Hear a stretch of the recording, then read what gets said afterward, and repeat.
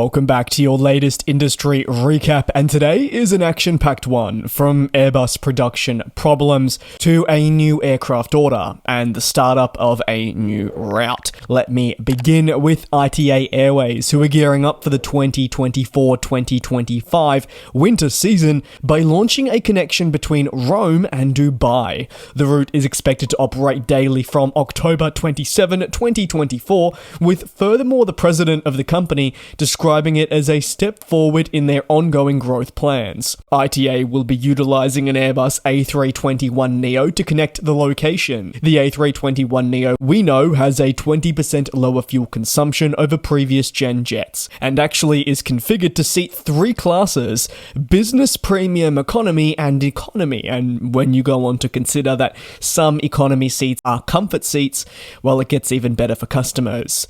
The A321neo also has XL overhead bins, which ensures maximum storage space is offered in the airspace cabin with the latest generation seats. The service will depart Rome at 10:40 in the morning, arriving into Dubai at 7:50 p.m. The return leg actually departs that following morning at 1:50, arriving into Rome at 6 a.m., these times local. ITA says the route will be hugely important in connecting point-to-point traffic. However, it will also enable customers to connect to domestic or international destinations from Rome.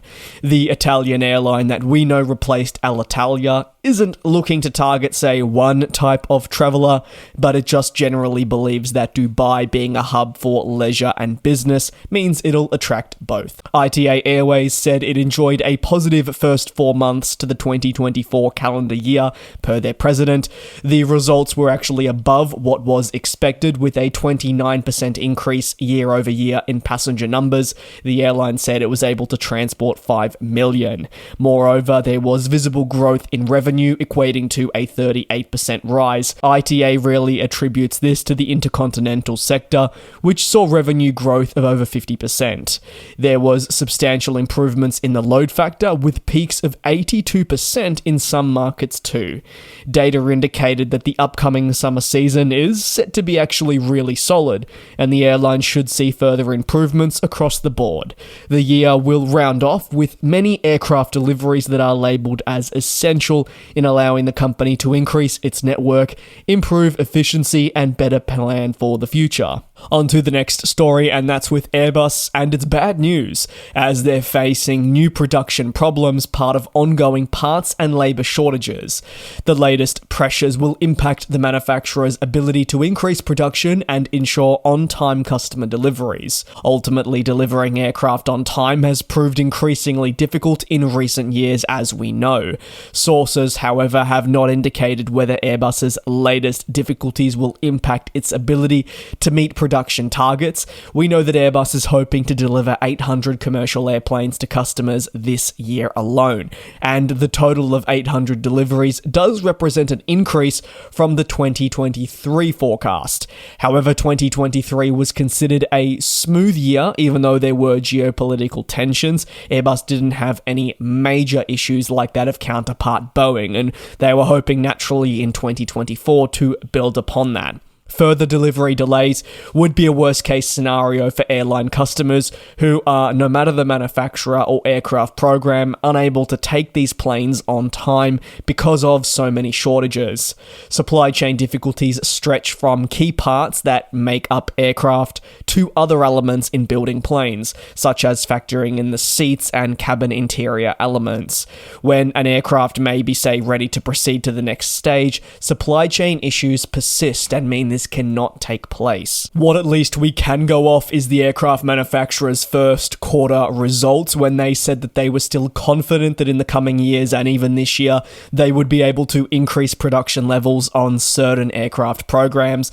This primarily driven by heightened demand and obviously a need to work through the backlogs that have accumulated through the years.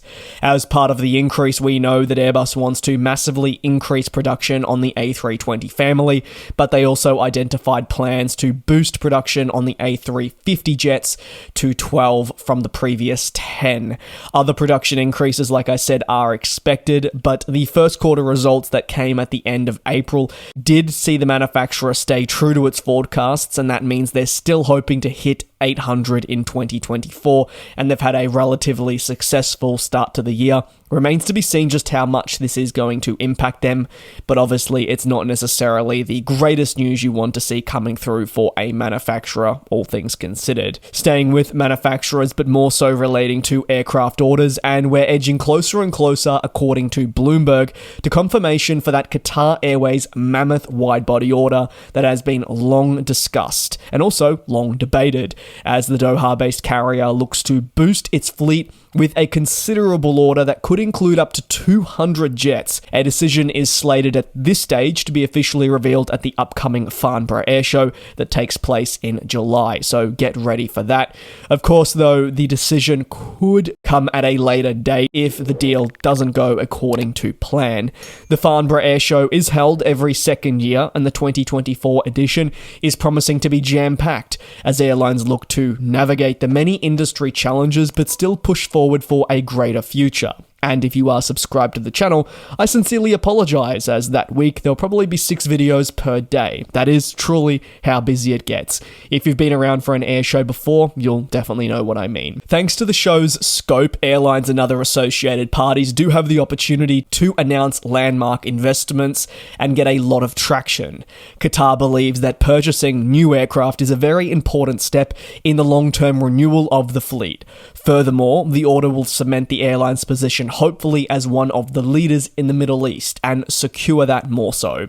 Unfortunately for Qatar Airways, despite its significant traffic levels and a large business, the region to which it calls home is also home to several other major airlines, from Emirates to Etihad.